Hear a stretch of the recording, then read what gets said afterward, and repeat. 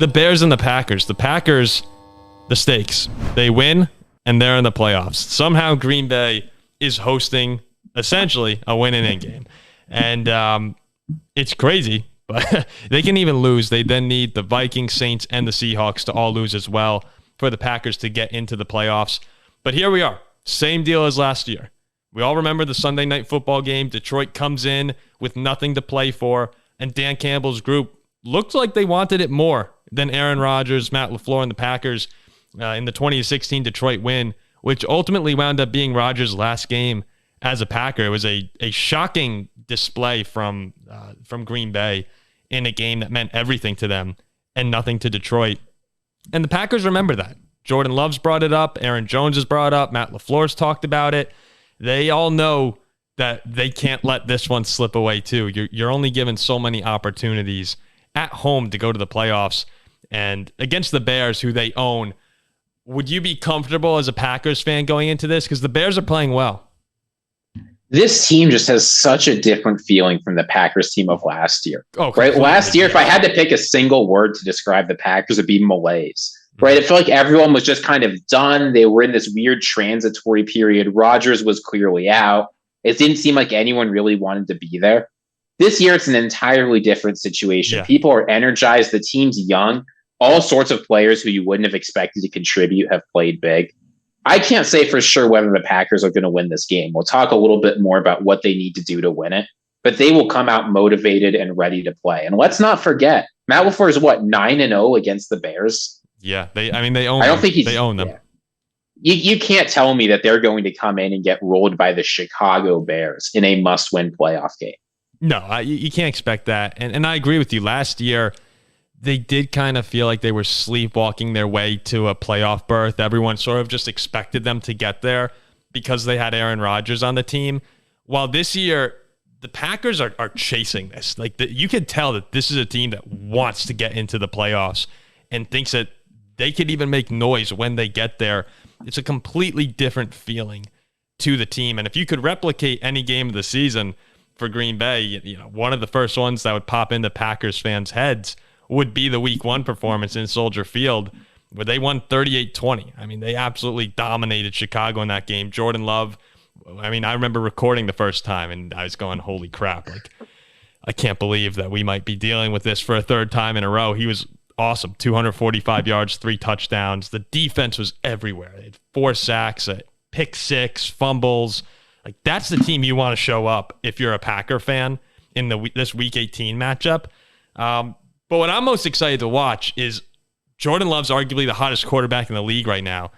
And the Bears defense has really come on. They might be the hottest defense in the league right now, despite not having anything to play for. Since Week 11, the Bears are number 1 in opponent pass rating at 61.5. Haven't allowed more than 20 points in the last 5 games. This is a Chicago team that is believing in Justin Fields and has come together against all odds from where they were just, a couple months back. I can't wait for that matchup of the hottest quarterback, hottest defense. Are you leaning one way or another in what you're expecting to happen there? I think that the Bears have played pretty well and the defense is good, but I do not trust this Bears offense at all. Mm-hmm. While they're 6-1 in games and Fields doesn't throw an interception, he throws interceptions. While they generally are a pretty good job and they can protect the quarterback, Fields takes a lot of sacks. And the fact is, if you've got a good defense versus a good offense, I don't think that this Bears defense is going to be able to contain Jordan Love forever. We've seen this Packers offense have enough explosions. We've seen them get so much out of so little. It's difficult for me to see the Packers not winning this game and keeping the tradition going. I just feel like everything is working for Green Bay right now. And how many times have we said this, Paul? The Packers are a blue sky franchise. When they need things to go right for them, things go right for them. So if they lose this game, expect every other team they need to lose.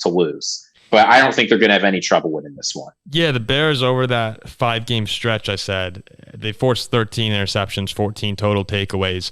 Jordan Love has been phenomenal the past 7 weeks, not turning the ball over, only 1 interception.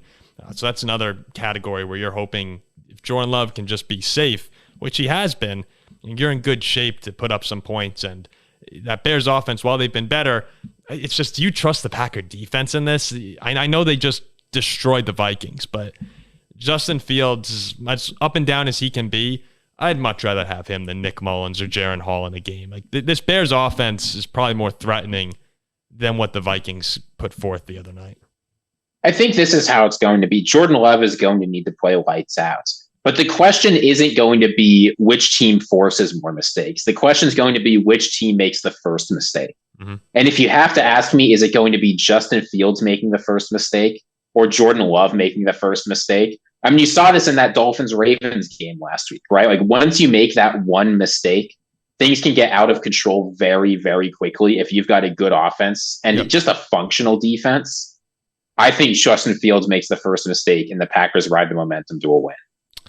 And did you see maybe I've just been abused, right? Like maybe this is just like trauma speaking to me.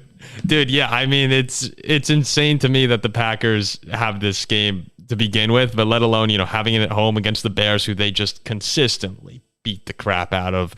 I mean, worse than the Vikings, worse than the Lions. Did you see the stats that came out about how Jordan Love this year, 3,843 passing yards and 30 pass touchdowns?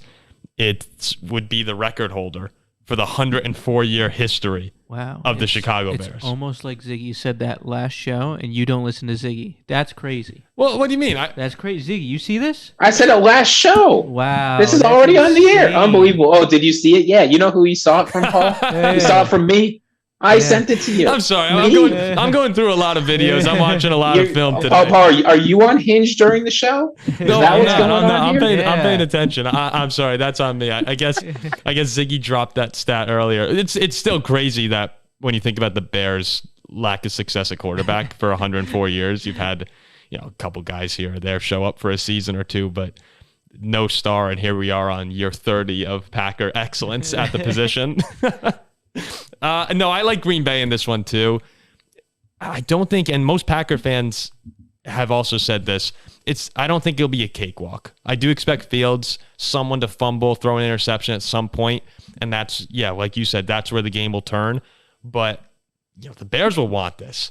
And they like Fields is playing for his job right now, essentially in Chicago. And last week he was great against Atlanta. It's one of the best games he's had in a Chicago uniform. He's 0-5 against the Packers. At some point, you got to get one against your rival if you want to stay in Chicago.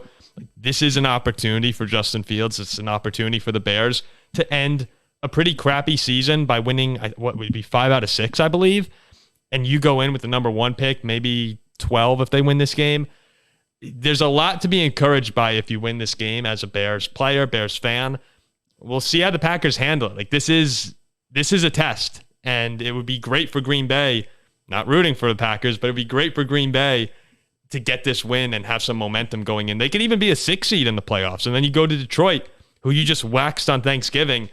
There's a lot on the line for both teams, even though one has a playoff berth and one doesn't. So it'll be a lot of fun to watch this one.